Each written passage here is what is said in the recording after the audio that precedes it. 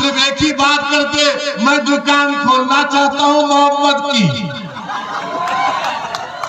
दूसरा बोलता है मैं चौकीदार हूं।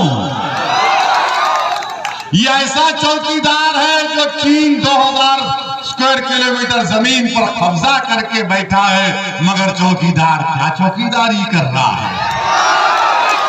जब सांगनचाक में चौकीदार के नाक के नीचे चीन अपनी हमारी जमीन पर फौज को उतार दिया। ये दुकानदार है, ये सिर्फ बोलता मैं मोहब्बत की बात करता हूं, तो शमशाद अंसारी से मोहब्बत की बात कौन करेगा?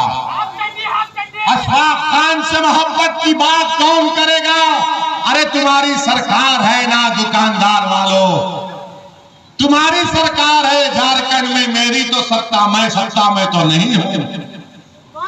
एक तरफ दुकानदार, एक तरफ चौकीदार। ये दुकानदारों ने 50 साल से हमको लूटा। ये चौकीदार हमारी शनाख्त को खत्म करना चाहता है, हमारी तहजीब को खत्म करना चाहता है।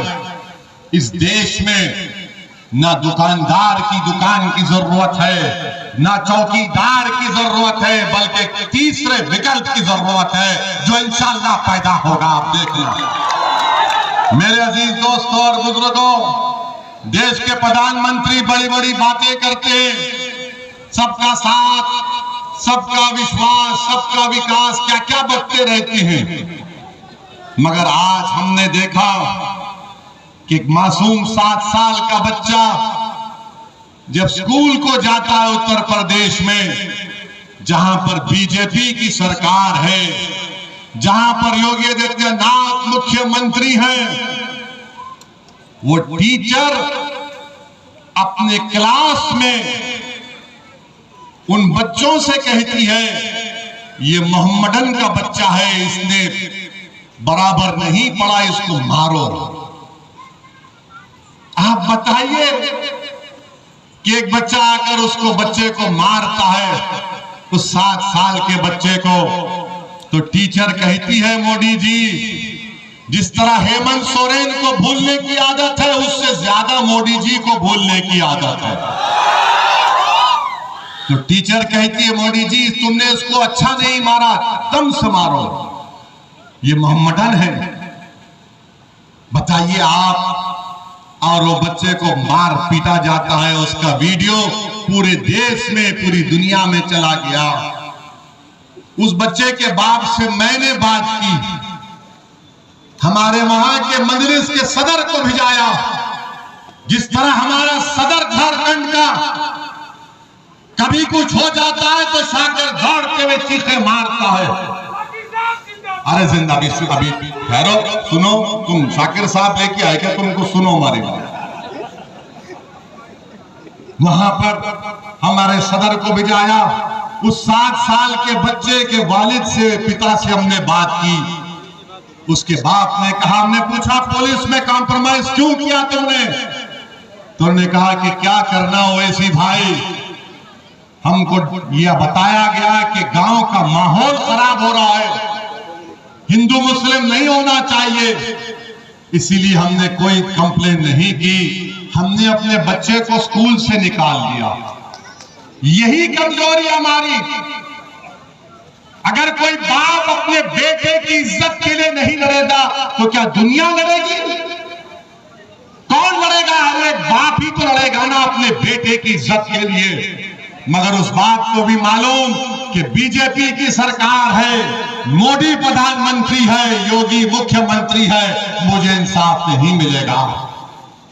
मेरे अजीज दोस्तों और बुजुर्गों, मेरी इज्जतदार मां और बहनों, याद रखो आप, अगर आप इसी तरह डरते रहेंगे कि माहौल खराब हो जाएगा, अरे माहौल जुल्म से खराब हो रहा है, तुम्हारी खामोशी से माहौल खराब नहीं हो रहा है।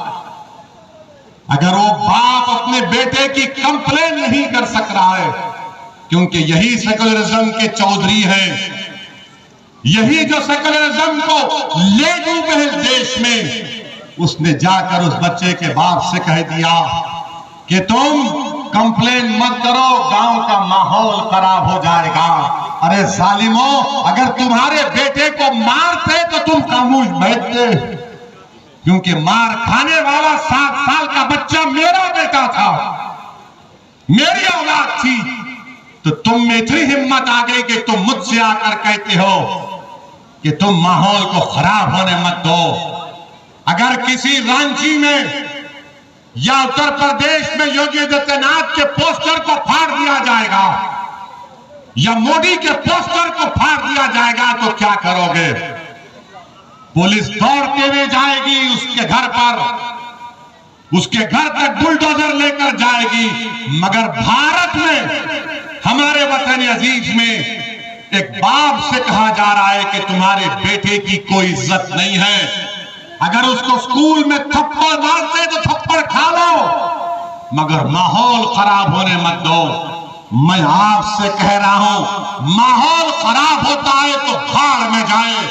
मैं अपनी औलाद के लिए खामोश नहीं बैठूंगा, मैं अपने बच्चे की इज्जत के लिए खामोश नहीं बैठूंगा। अगर गांव का माहौल मुझे बेइज्जती करने से खराब होता है तो फिर और खराब होने के लिए तैयार रहना पड़ेगा। क्या हमारी जान की कीमत नहीं है?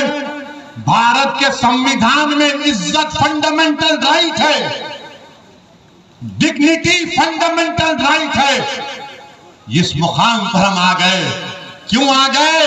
क्योंकि हम सिर्फ वोट डाल रहे हैं, वोट डाल रहे हैं, हम कभी वोट नहीं ले रहे हैं।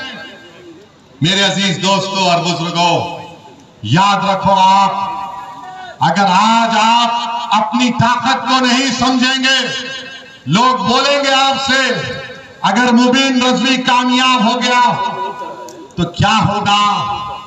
मेरे अजीज दोस्तों और बुजुर्गों, अगर एक मुबीन रजवी तुम्हारा विधायक बनकर झारखंड की विधानसभा में जाएगा तो कम से कम मुबीन रजवी की जबान से निकलेगा शमशाद अंसारी जिंदाबाद, शमशाद अंसारी जिंदाबाद।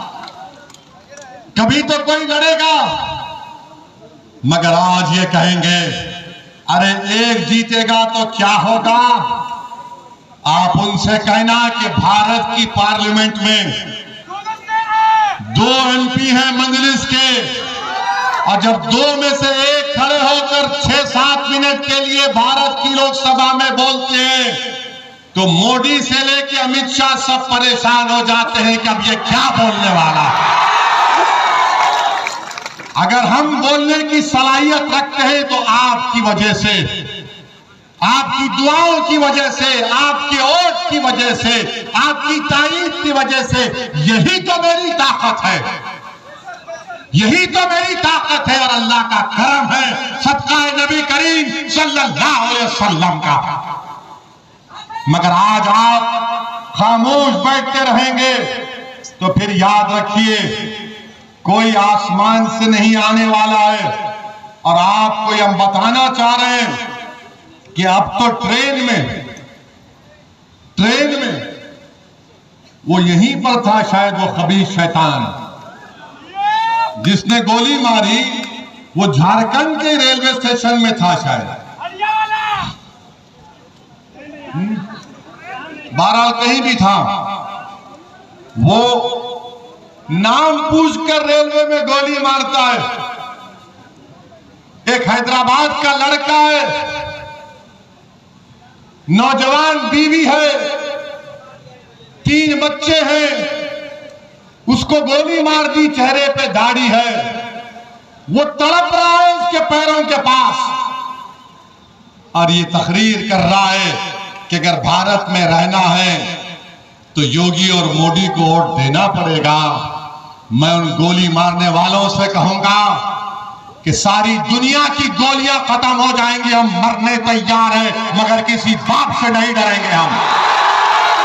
हम अपने मतलब पर, अपने मकसद के तहत, अपनी मोहब्बत की बिना पर वोट देंगे। अरे तुम गोली मार कर हमको शहीद करके तुम कह रहे हो, याद रखो तुम जालिम हो, तुम्हारा जुल्म खत्म होगा।